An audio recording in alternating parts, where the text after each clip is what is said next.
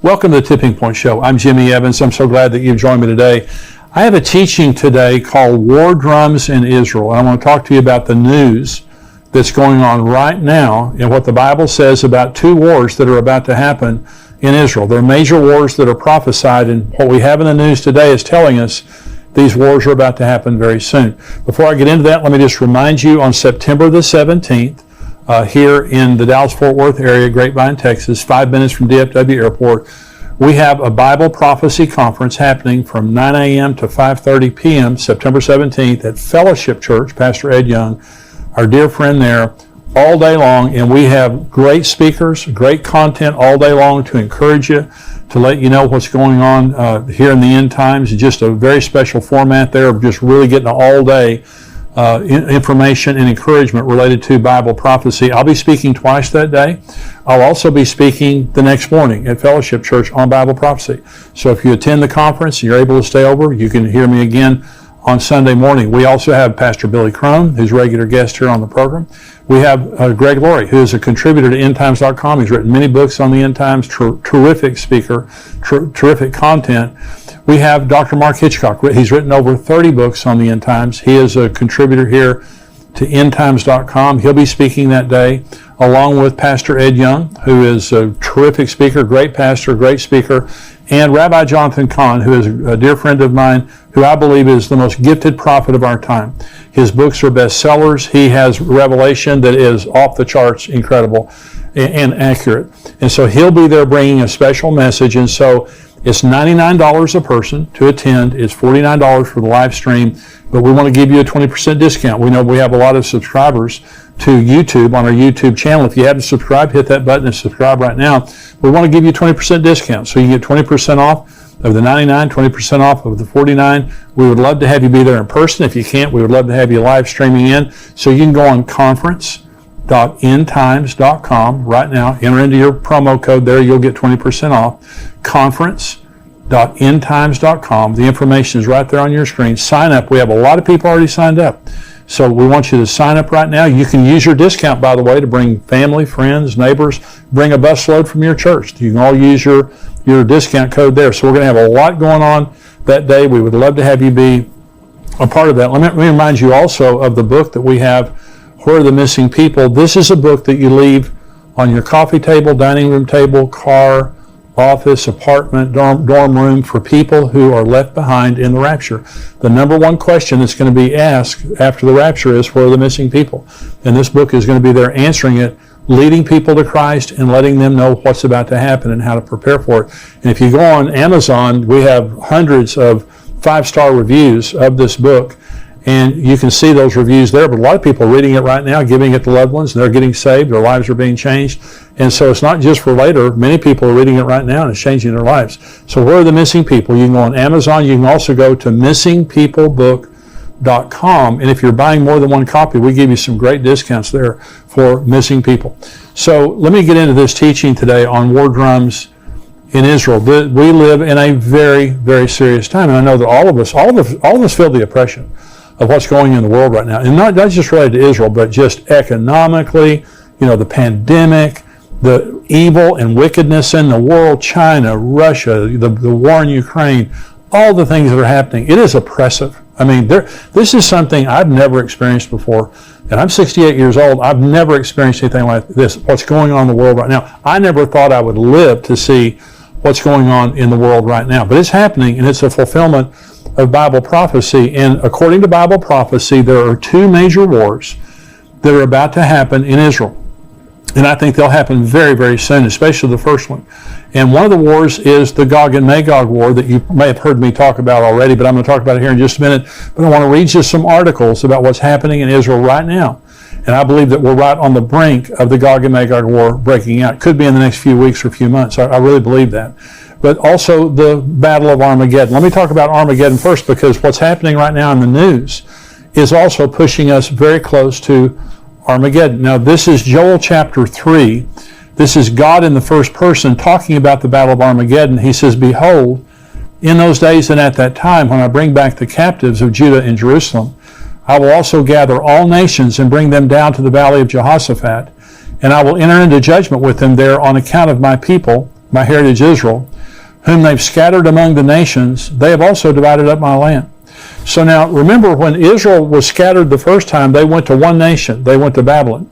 God is talking here about you've scattered them among the nations, and then I'm going to bring them back. Okay, that happened in 1948 when Israel came back from the nations of the world, and he brought them back. And he says, in those days and at that time, when I do this, I'm going to do this.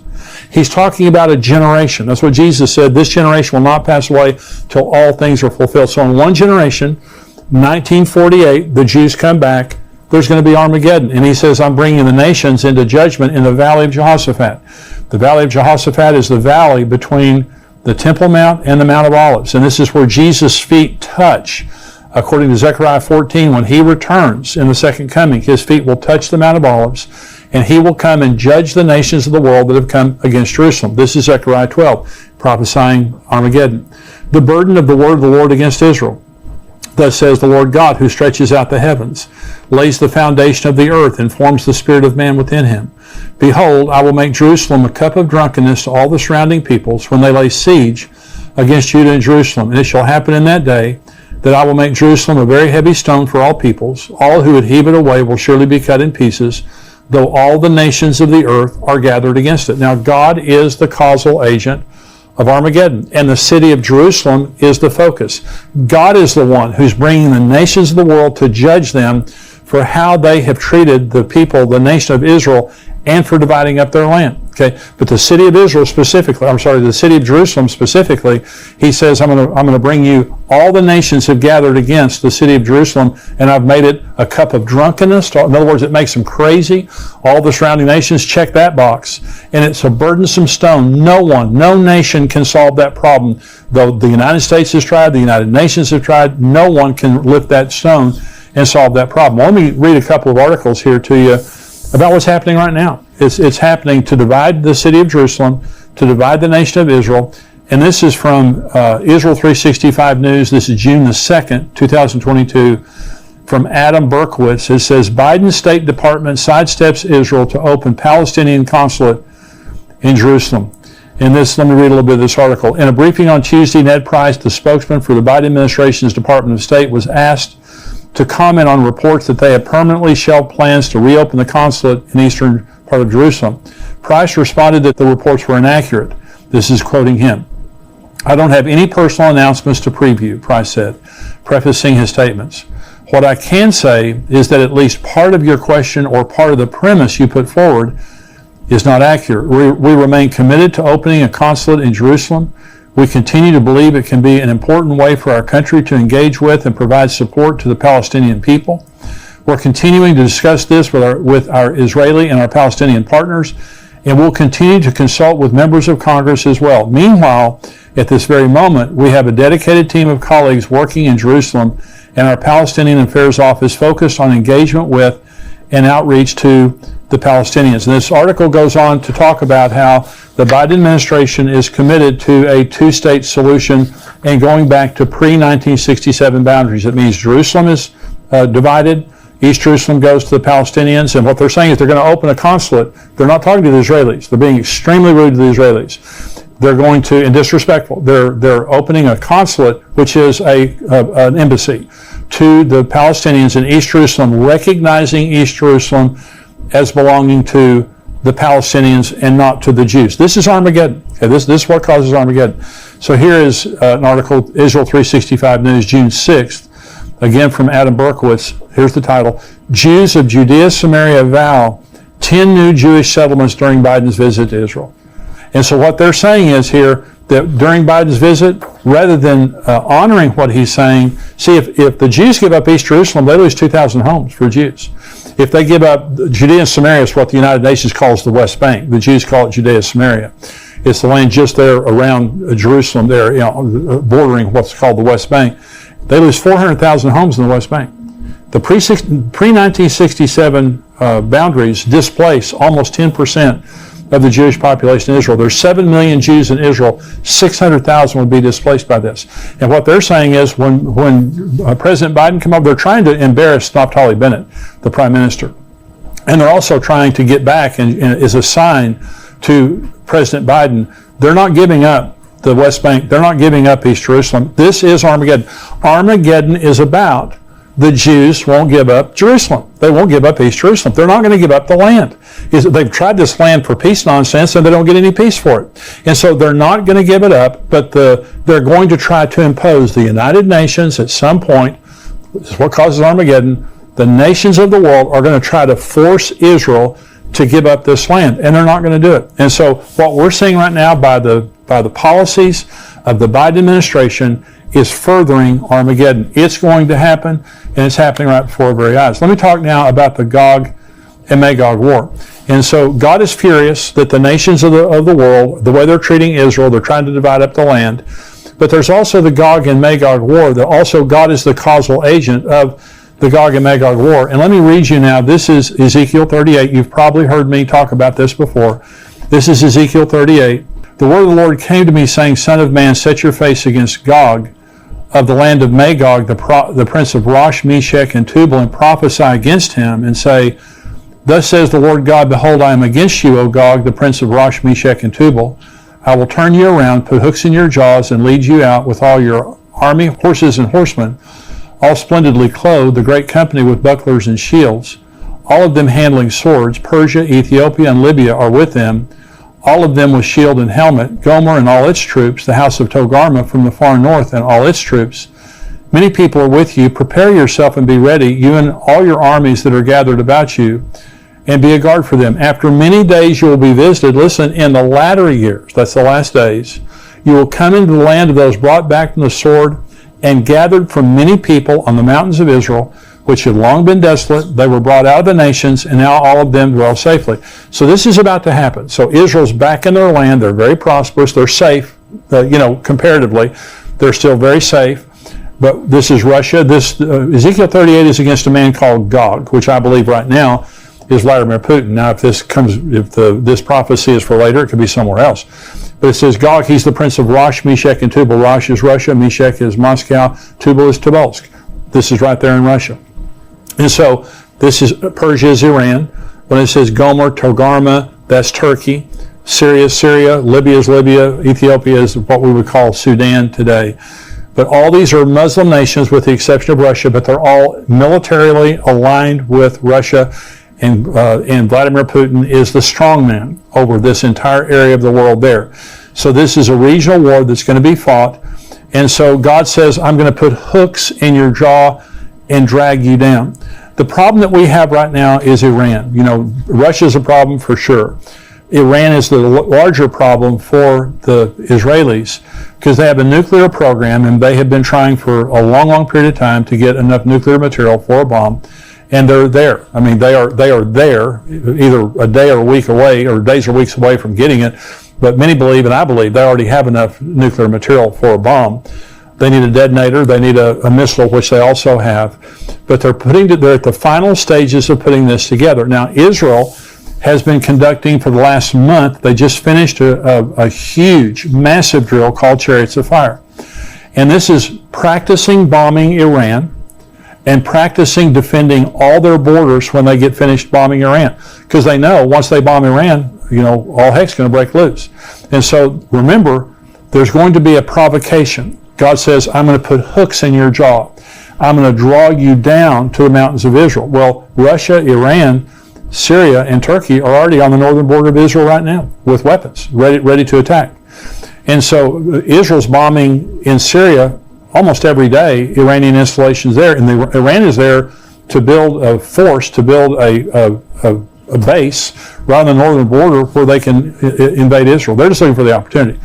Well, so this is an article from the Jerusalem Post, and it says, this is June 2nd, Israel sends submarine warships to Red Sea in signal to Iran. It says, in a signal to Iran, an Israeli Navy sent an advanced Dolphin-class submarine and 2 warships for an extensive training excursion into the Red Sea as parts of Chariots of Fire, the Israeli Defense Forces' months-long war simulation that will end this week. And so it talks about, in this article, let me just read you the very end of this article, it says, Chariots of Fire simulated an all-out war on many fronts and was aimed at strengthening the country's defenses and the resilience of its home front, as well as increasing the effectiveness of communication between various corps and commands. The exercise involved nearly every branch of the Israeli Defense Force, including the ground forces, Air Force, Navy, logistics, intelligence, technology, and more.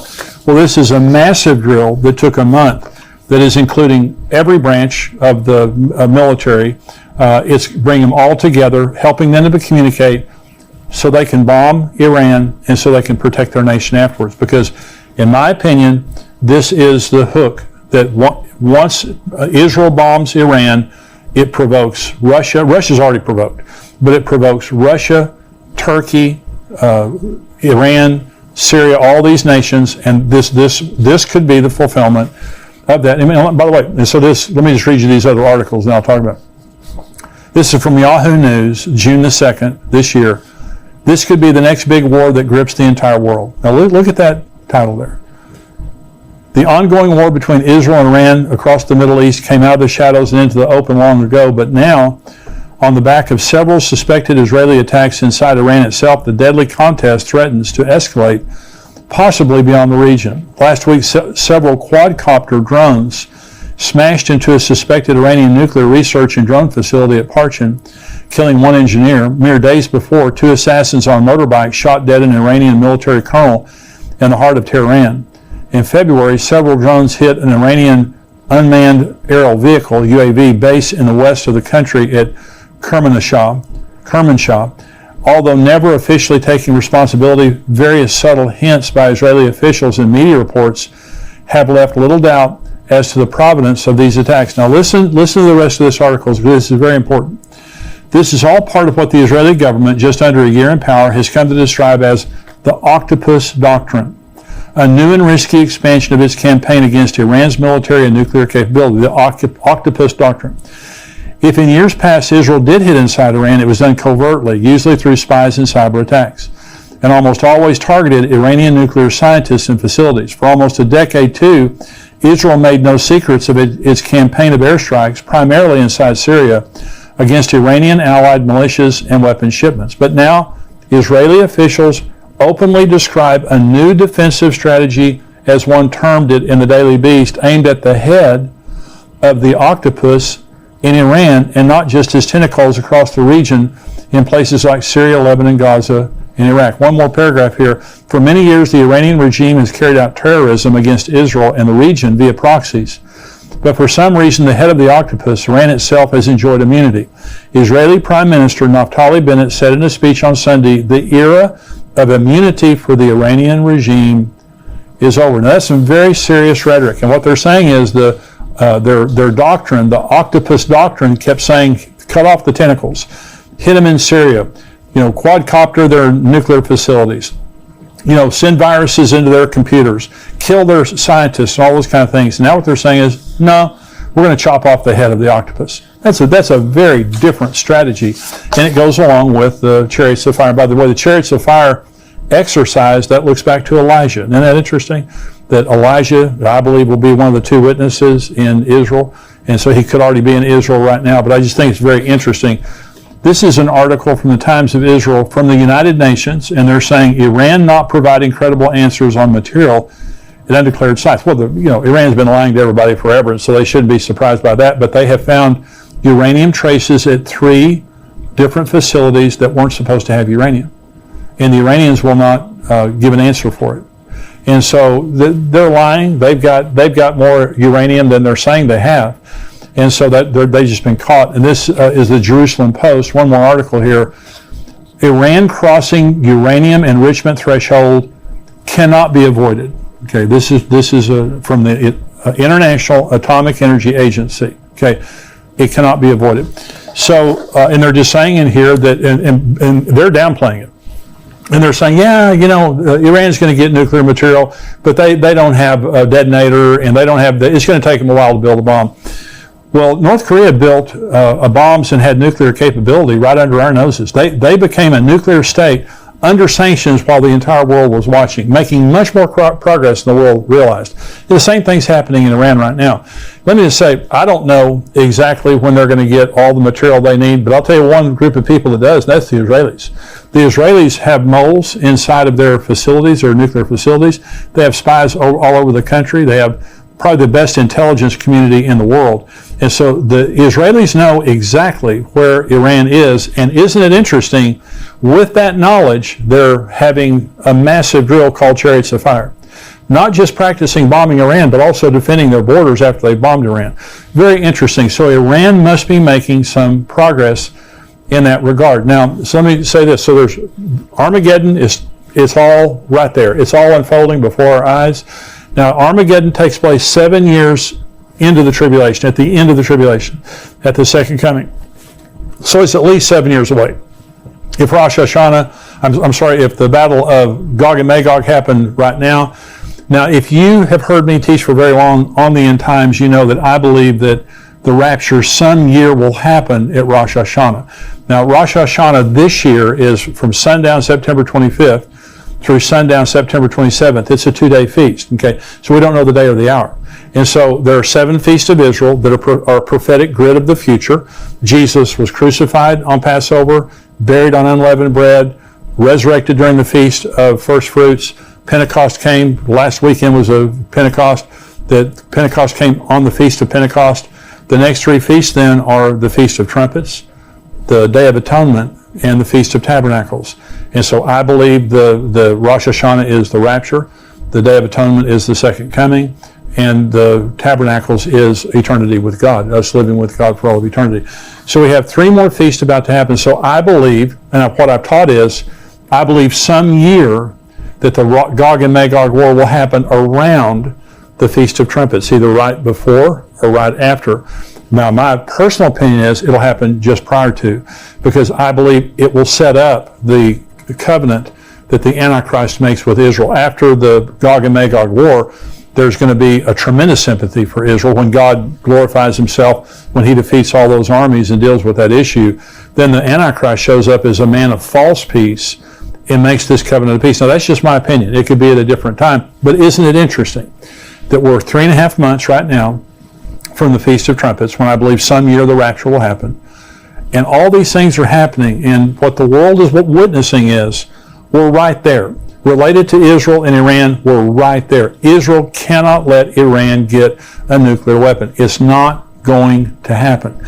They have the resolve and they have the capacity to bomb Iran and stop it. And so this is all happening right before our nose. And my opinion is, and this is what I wrote in my book, Tipping Point, I wrote it 2 years ago, is my opinion is when Israel bombs Iran, which could be in the next few days or few weeks, when Israel bombs Iran, it will provoke the Ezekiel 38 and 39 war, which I believe is a sign that the rapture is about to happen. We're in that period of time. And when I make these kinds of statements, I'm not setting a date that I'm saying absolutely Jesus is coming this September. But I've never seen in my lifetime the events that we have going on in the world right now. And in my heart, I pray that this is the year that Jesus will return. And all the signs of the times are there. And I'm just reading the signs of the times. And so I hope that this has been a blessing to you today. If you're watching on YouTube, I just want to say thank you for joining me. I hope you'll become a subscriber to endtimes.com. We have articles and videos that come out all week long.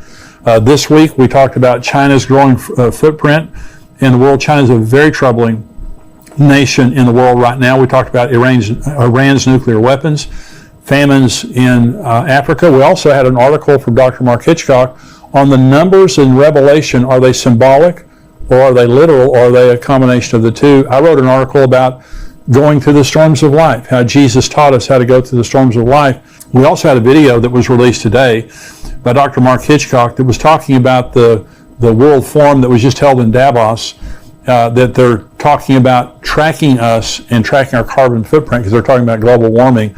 And he did an article, a video, talking about how that could be used by the Antichrist to ultimately control us. And so we have all kinds of articles and videos, plus we have the full Tipping Point show that only our subscribers get. I want you to become a subscriber to endtimes.com, $7 a month, $77 a year. You get the full Tipping Point show. I'm about to answer questions. In the rest of this podcast, I'm going to answer questions, lots of questions from our subscribers. And want you to be a part of that. But subscribe, $7 a month, $77 a year. We'd love to have you be a subscriber to endtimes.com. And if you're watching on YouTube, be sure and subscribe to this channel so you know every time we have something that comes out. God bless you. I'll see you next time. Goodbye.